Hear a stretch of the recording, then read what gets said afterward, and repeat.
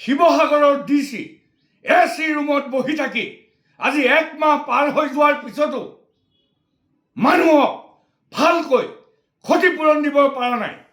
কিমান মানুহৰ ক্ষতি হ'ল তাৰ হিচাপ কৰিব পৰা নাই আৰু তেওঁক ছাৰ বুলি ক'ব লাগিছিল।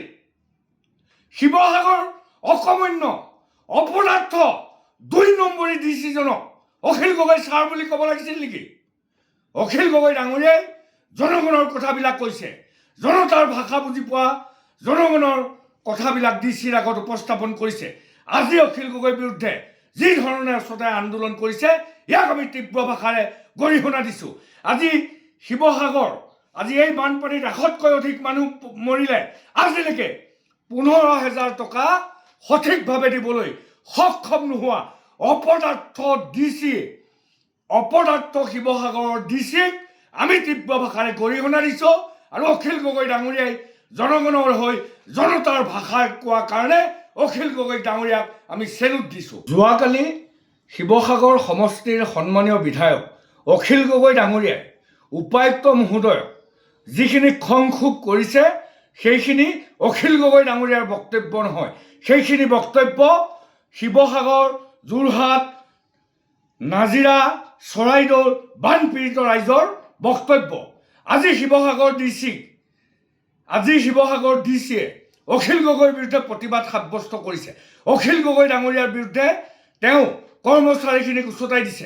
আমি শিৱসাগৰৰ ডিচি এচি ৰুমত বহি থাকি আজি এক মাহ পাৰ হৈ যোৱাৰ পিছতো মানুহক ভালকৈ ক্ষতিপূৰণ দিব পৰা নাই। কিমান মানুহৰ ক্ষতি হ'ল তাৰ হিচাপ কৰিব পৰা নাই আৰু তেওঁক ছাৰ বুলি ক'ব লাগিছিল। শিৱসাগৰ অকমন্য অপদাৰ্থ ২ নম্বৰী ডিচিজনক অখিল গগৈ ছাৰ বুলি ক'ব লাগিছিল নেকি? অখিল গগৈ ডাঙৰীয়াই জনগণৰ কথাবিলাক কৈছে, জনতাৰ ভাষা বুজি পোৱা জনগণৰ কথাবিলাক ডিচিৰ আগত উপস্থাপন কৰিছে।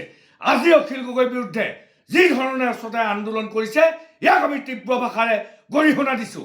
আজি শিৱসাগৰ আজি এই বানপানীত ১০০তকৈ অধিক মানুহ মৰিলে আজিলৈকে ১৫,০০০ টকা সঠিকভাৱে দিবলৈ সক্ষম নোহোৱা অপদাৰ্থ ডিচি অপদাৰ্থ শিৱসাগৰৰ ডিচিক আমি তীব্ৰ ভাষাৰে গৰিহণা দিছোঁ আৰু অখিল গগৈ ডাঙৰীয়াই জনগণৰ হৈ জনতাৰ ভাষাই কোৱা কাৰণে অখিল গগৈ ডাঙৰীয়াক আমি চেলুট দিছোঁ। যোৱাকালি শিৱসাগৰ সমষ্টিৰ সন্মানীয় বিধায়ক অখিল গগৈ ডাঙৰীয়াই উপায়ুক্ত মহোদয়ক যিখিনি খং ক্ষোভ কৰিছে সেইখিনি অখিল গগৈ ডাঙৰীয়াৰ বক্তব্য নহয়, সেইখিনি বক্তব্য শিৱসাগৰ, যোৰহাট, নাজিৰা, চৰাইদেউৰ বানপীড়িত ৰাইজৰ বক্তব্য।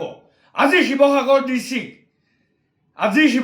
ডিচিয়ে অখিল গগৈৰ বিৰুদ্ধে প্ৰতিবাদ সাব্যস্ত কৰিছে। অখিল গগৈ ডাঙৰীয়াৰ বিৰুদ্ধে তেওঁ কৰ্মচাৰীখিনিক উচতাই দিছে। আমি শিৱসাগৰৰ ডিচি এচি ৰুমত বহি থাকি আজি এক মাহ পাৰ হৈ যোৱাৰ পিছতো মানুহক ভালকৈ ক্ষতিপূৰণ দিব পৰা নাই। কিমান মানুহৰ ক্ষতি হ'ল তাৰ হিচাপ কৰিব পৰা নাই আৰু তেওঁক ছাৰ বুলি ক'ব লাগিছিল। শিৱসাগৰ অকমন্য অপদাৰ্থ ২ নম্বৰী ডিচিজনক অখিল গগৈ ছাৰ বুলি ক'ব লাগিছিল নেকি?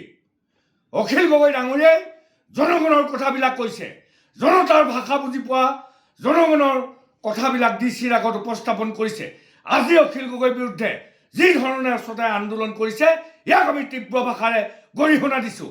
আজি শিৱসাগৰ আজি এই বানপানীত ১০০তকৈ অধিক মানুহ মৰিলে আজিলৈকে ১৫,০০০ টকা সঠিকভাৱে দিবলৈ সক্ষম নোহোৱা অপদাৰ্থ ডিচি অপদাৰ্থ শিৱসাগৰৰ ডিচিক আমি তীব্ৰ ভাষাৰে গৰিহণা দিছোঁ আৰু অখিল গগৈ ডাঙৰীয়াই জনগণৰ হৈ জনতাৰ ভাষাই কোৱা কাৰণে অখিল গগৈ ডাঙৰীয়াক আমি চেলুট দিছোঁ।